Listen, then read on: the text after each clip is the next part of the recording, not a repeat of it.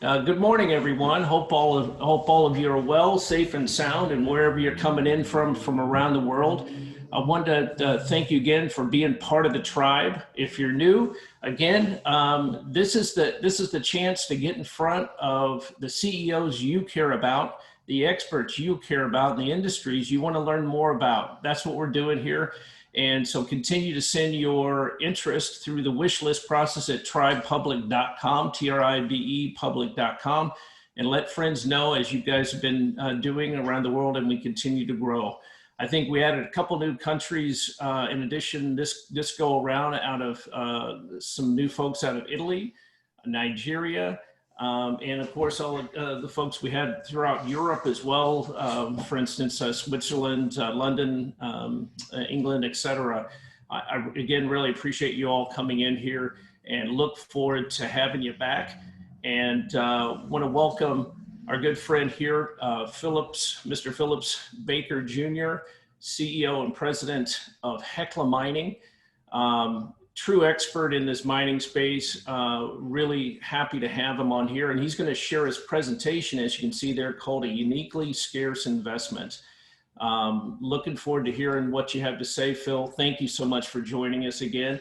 And Tribe, please remember that you can share some questions for Phil. He'll address us towards the end, but by sending them through the chat feature on Zoom during that. And I've got a host of questions that many of you have already sent me prior to the event starting. And so thank you so much, and keep that in mind. And Phil's going to talk for about 15, 20, and then we'll go from there. So please say hello, Phil. Thanks, John. As I look at the screen, I see my assistant's name is up there rather than mine. At least that's what's mine showing. But if you can people can call me Phil Baker, and if you're not seeing my name, that's what it is.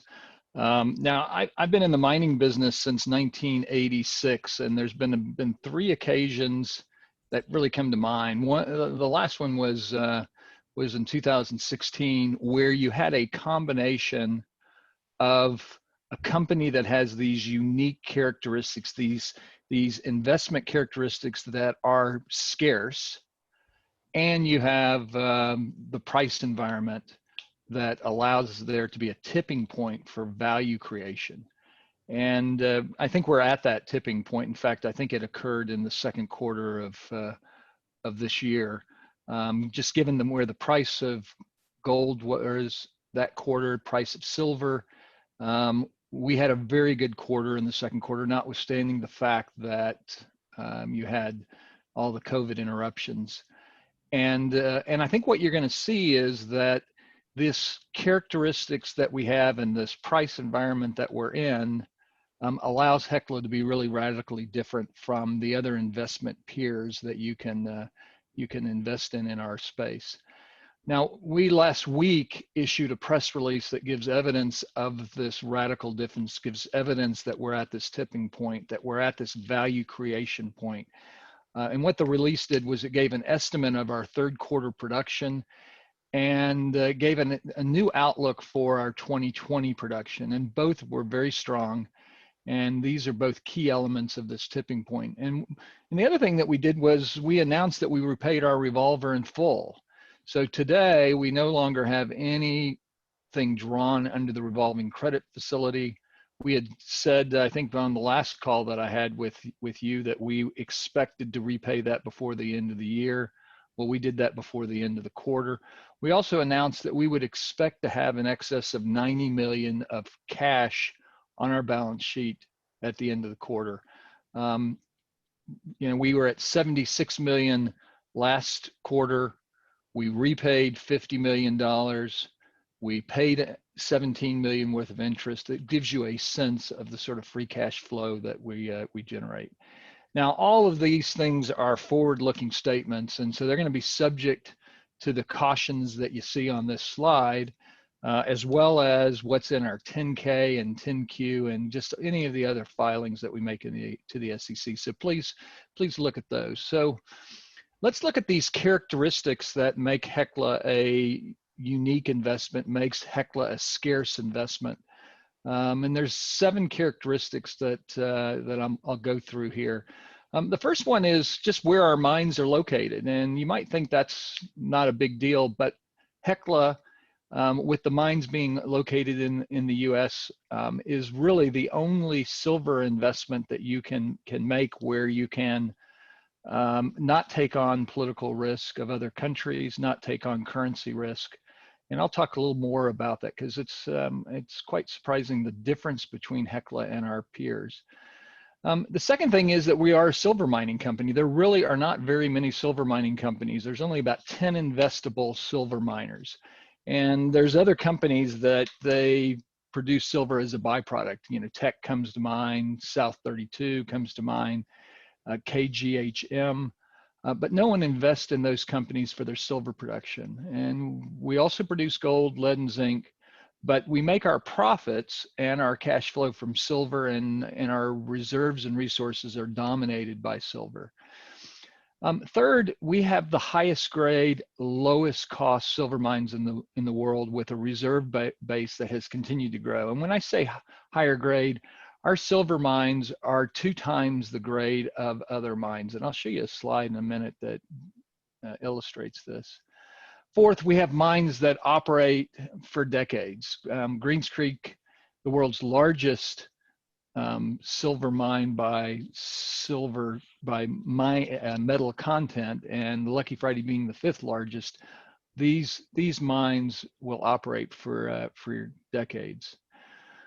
We also have growing production, and really it's a function of the Lucky Friday.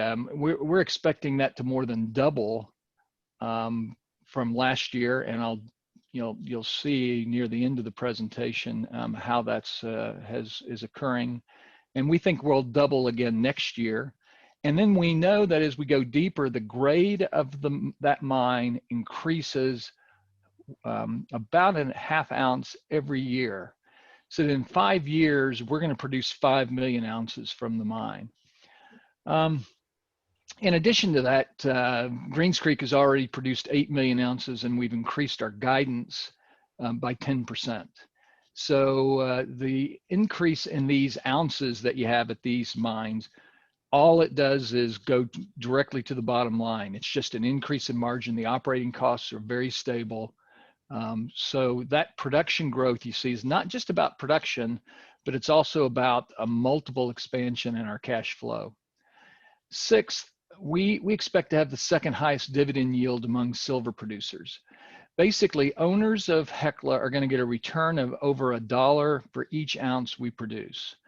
And then, you can own an ETF, you can own other silver miners, but those are not going to give you a dividend. And then the last characteristic is that we've been around 129 years. We've been on the New York Stock Exchange for 50. And when we've seen this parabolic move in silver in the past, and there's been a number of occasions that we've seen it, most recently in the 2010 timeframe, that brand value is that Hecla has causes Hecla to outperform, and typically we've been, if not the best performing stock on the New York Stock Exchange, within the top 10. So those are the 7 characteristics that really make Hecla this scarce investment. And when you think about the other investment options you have in the silver space, there's companies that will have 1 or 2 of these characteristics, but no one will have all. There's only going to be one company that's the largest silver miner in the U.S. There's only going to be one company that has the best and largest silver assets. There's only going to be one company that has the brand value that we have. So let's dig into some of these characteristics a little more. I can start a lot of places, but I'd like to just start with the startling fact that Hecla produces 1/3 of all the silver that's mined in the U.S. There's not many things produced in the U.S. where you got one company that produces 1/3 of it. Maybe phones, maybe Apple with their iPhone. I don't know, but there's not many entities, many companies that are able to do that. And with the Go ahead, John. Sorry to interrupt you. That's a really interesting fact. Is that something that has occurred over? At what point did you fall into this category? Has it been that consistent? We've always been. Okay. Always been. Yeah, we have always dominated U.S. silver production. And with the growth that we have in the Lucky Friday, we're expecting to see it increase. We think we'll get to over 40%. The other thing to note is, on this slide is you see that only 4% of all the silver produced in the world is produced in the U.S. So this goes to that scarcity. There's 3 countries that produce 50% of the world's silver. Mexico, Peru, China. You got lots of investment choices for 2 of those 3 countries, but you only really have 1 in the United States. So as a result, we have a different political risk profile than any of these other companies. When I joined Hecla, at the time, we were the largest gold producer in Venezuela, and we were the largest for a decade. And when you're in these other countries, I can tell you from experience, things happen that you are not able to control. You don't have the same rule of law that you have in the United States. The other thing is, when you look at this, you see Hecla produces 10.7 million ounces. Teck, of course, it's the Red Dog mine where their production comes from. Coeur, they have the Rochester mine, but Coeur has moved consciously from being a silver producer to being more of a gold producer. And what's the larger component of their silver production comes from Mexico. And then when you look at America's gold and silver, that's quite small. And in fact, it's going to be smaller because, as far as that company, is because they sold 40% of the Galena mine to Eric Sprott. So that's the first characteristic that I thought was, makes us this scarce investment. The second one is really looking at the size and the quality of our 2 large silver mines. And what we're showing here is silver equivalent.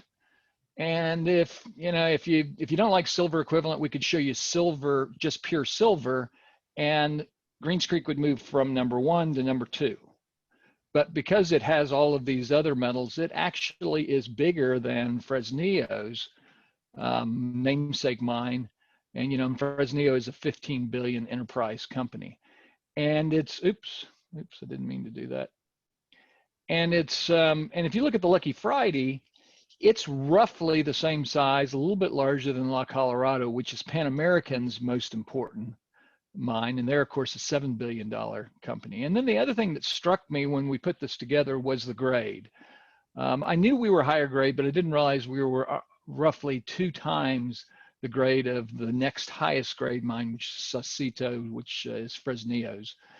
And then the other thing that struck me was, when you look at it, how quickly you go to very small mines being on this chart. So the 10th largest mine is San Jose, which is owned by Fortuna. Lucky Friday is 3 times the size of that. Greens Creek is 6 times the size. So let me just take a moment just to give you a little bit of background as to how reserves are calculated, because it is important. Every company, in calculating their reserves, has to assume a price for what that metal is worth. And that's disclosed. And what you can see here is that we've used $14.50. And if you look at the chart on the right, you can see that we've been doing that since 2015.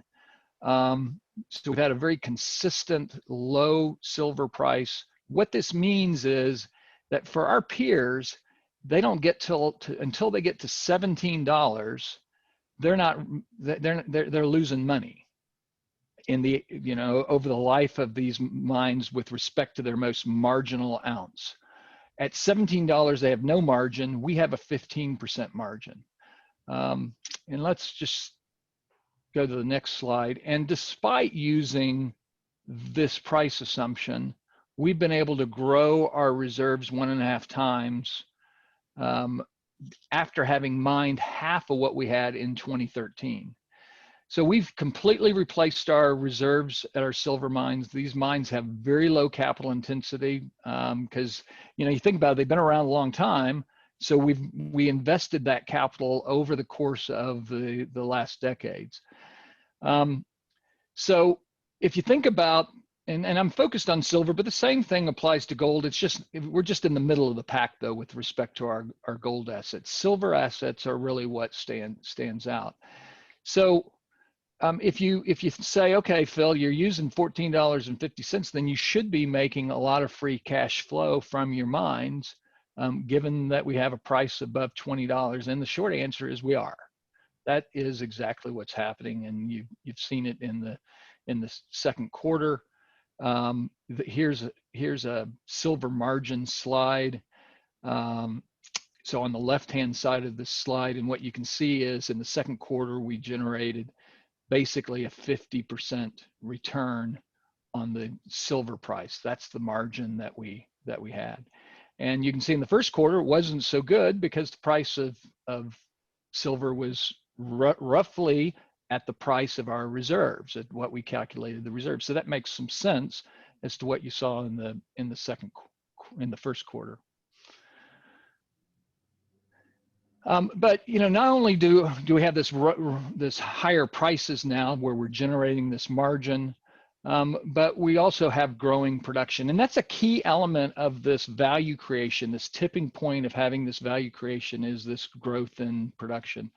And what you can see is that the top line shows what our estimate is for the first 9 months.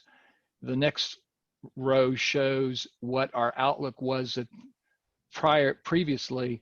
The one that's grayed in, the current outlook, shows our current outlook of 12.5, almost 13 million ounces.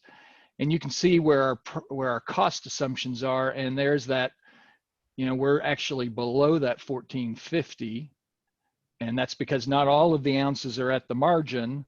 Some are better than that, and so what you can see is the free cash flow that we will generate.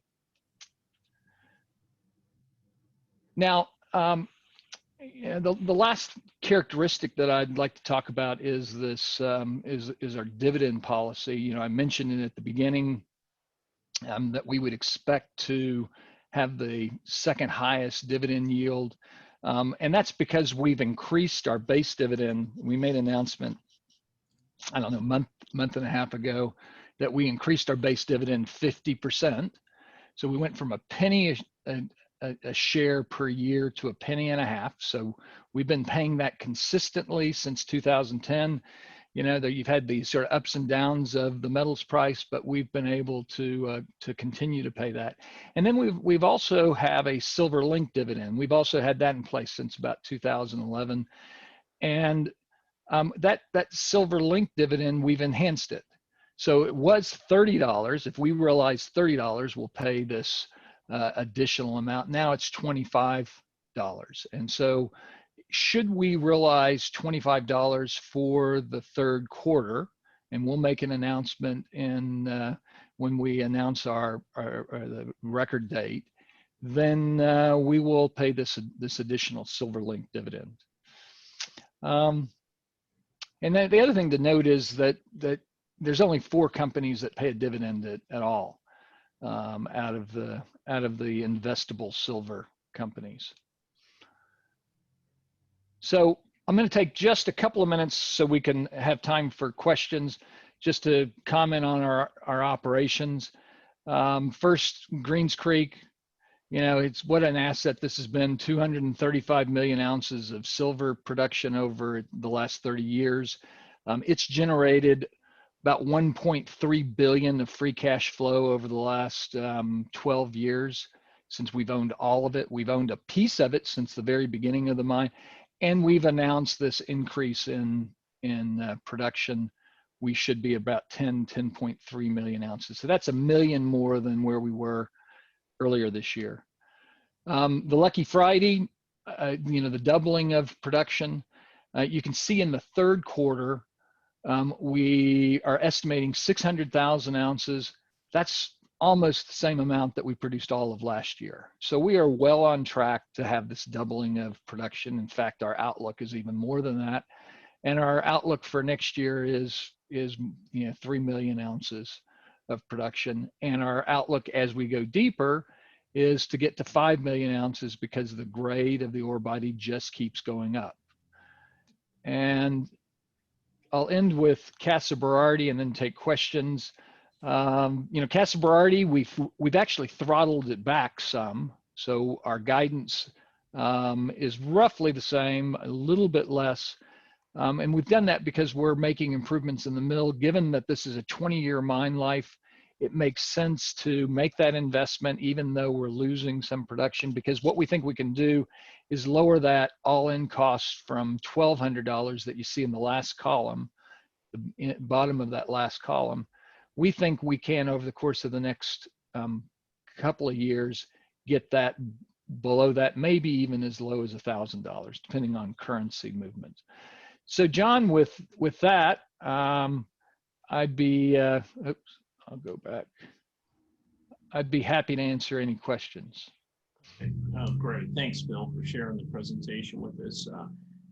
He continued to confirm why I started investing a couple of years ago, and when things were not as great in the silver markets, it's paid off and that's the key. That's the key, right? You have this improved price, and the difference between $14 or $12 silver and $20+ silver is huge. That margin growth that you have, that cash flow generation you have, is a multiple.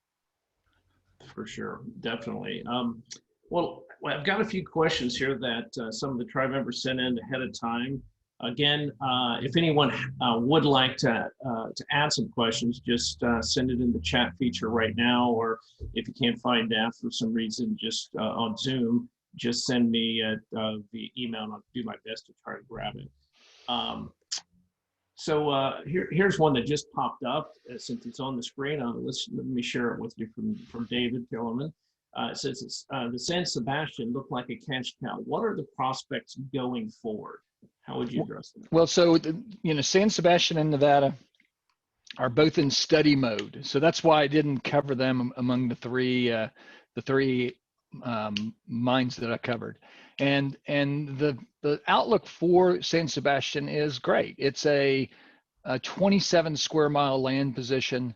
We have lots of, it's all undercover, so it's very hard exploration. But we have a base of resources that are there. And what we're trying to do is find enough additional resources to have it make sense to make the capital investment that we need to make. And so hence that's why we're very clear we need to generate returns on the capital invested, and we need to be able to do it at lower prices. And as the questioner said, this has been a very good mine in the past, cash flow generation. We think it can be that in the future, but only if we're sensible about going and having a large enough resource base to make the investment. What happens is if you get ahead of yourself, then you start scrambling and you maybe make bad decisions. What you think is there isn't there, and you lose money. So we're not going to do that. Fair enough. Thank you.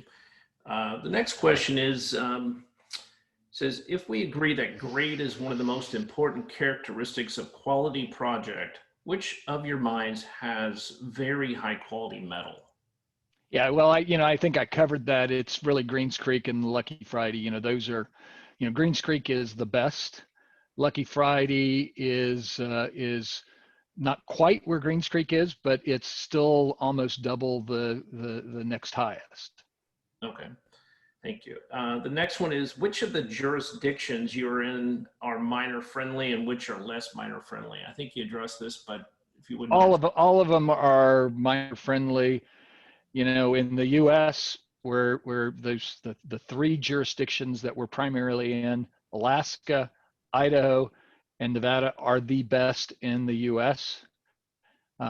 Durango, Mexico, where San Sebastian is among the 2 or 3 best in Mexico.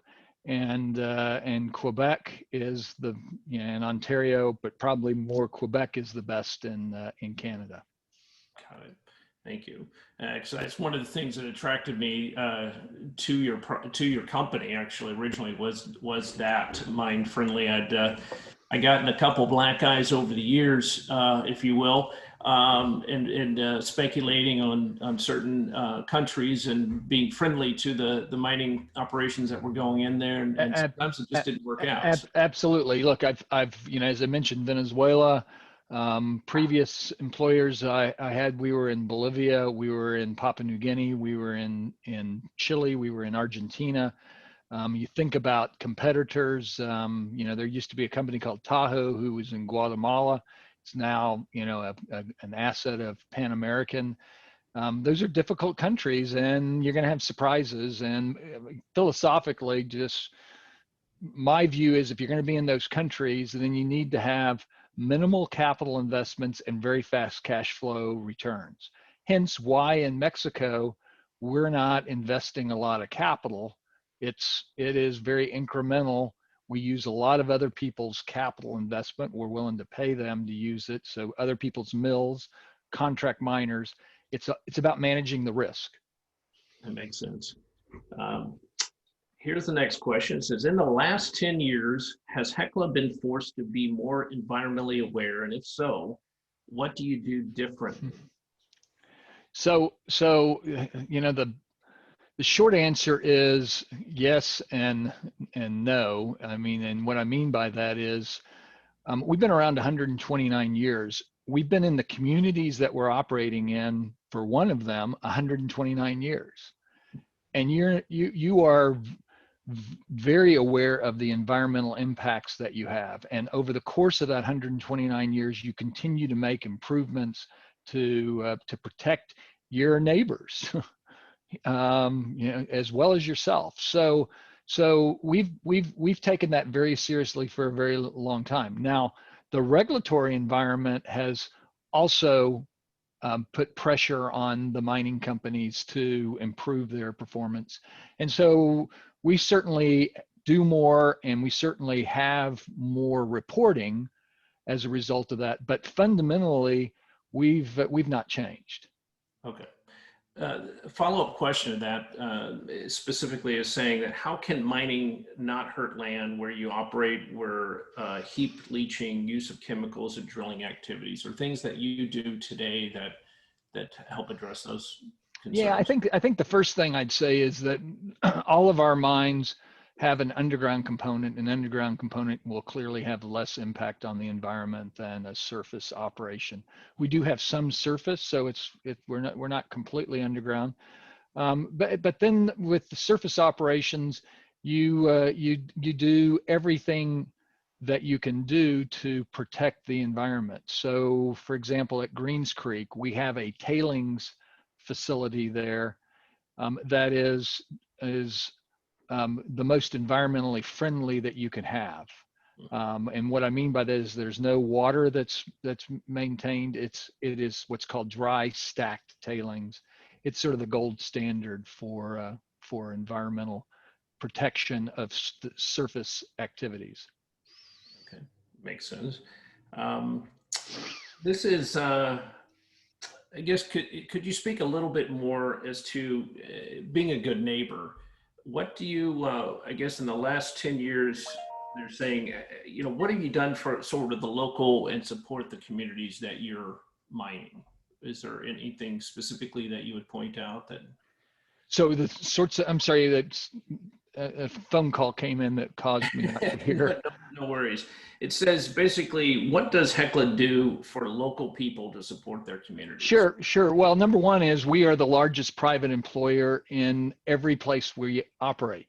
Mm-hmm. So we give people jobs, long-term jobs, generational jobs. We have both at Greens Creek and at the Lucky Friday, we have second generations that are working there. So that's the number one thing that we do.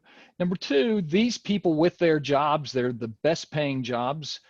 Clearly in all three of our key operations, these people are the highest paid people.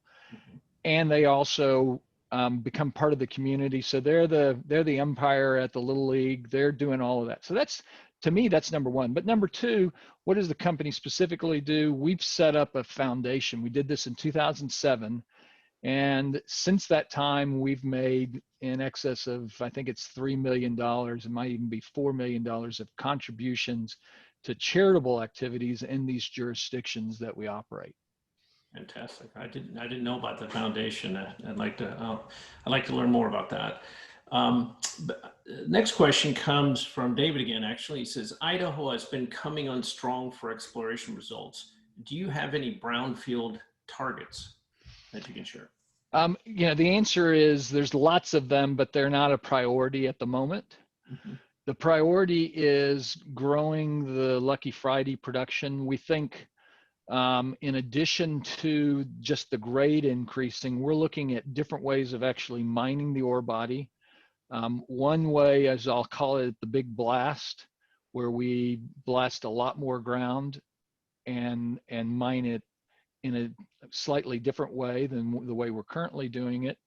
The second way is with a mechanical miner where we cut the rock. If those succeed, then you could see the production of Lucky Friday not be 5 million, but be substantially more because our throughput would rise. So that's our focus rather than on the lots of other opportunities. But we've got huge land position in the Silver Valley that is, and to the north of us, Murray, where the mining started in North Idaho.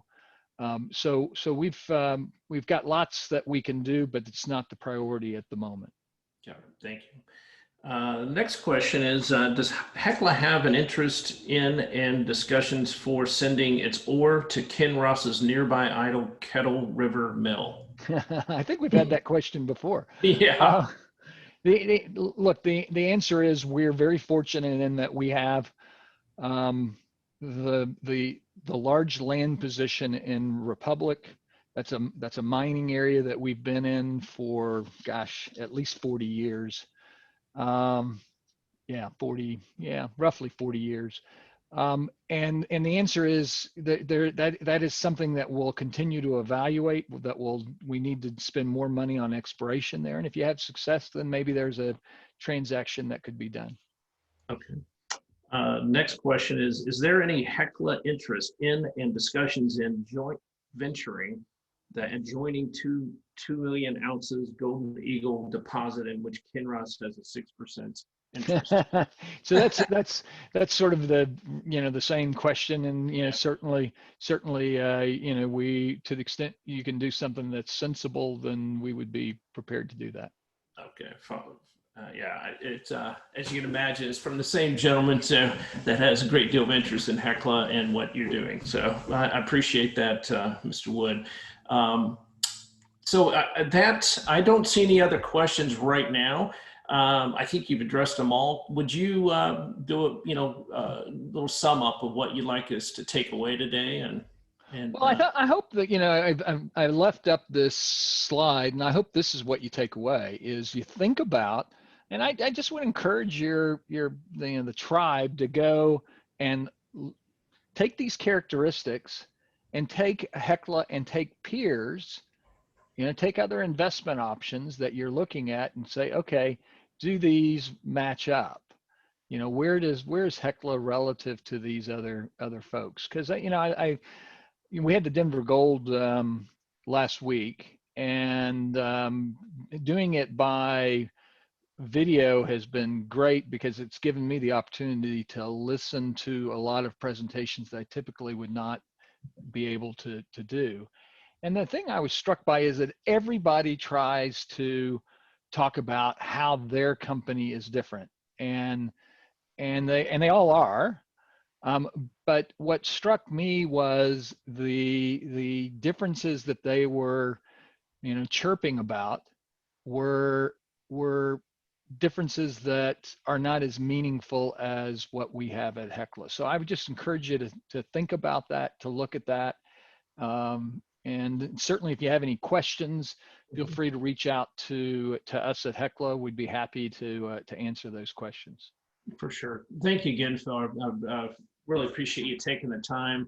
Um, for all those at the event here, please remember you can reach out to me at john@tribepublic.com at any time. If any follow-up questions come to mind as well, I'm happy to share them with the company. And also, again, continue to express your interest in seeing Hecla. We'll look to get them back on, get Phil back on here after some period here or some significant event. But in the meantime, continue to express your interest and look forward to having you back on our next event as well. Thank you, Phil. Really appreciate it. Thank you, Tribe. My And pleasure. we'll see you all again soon.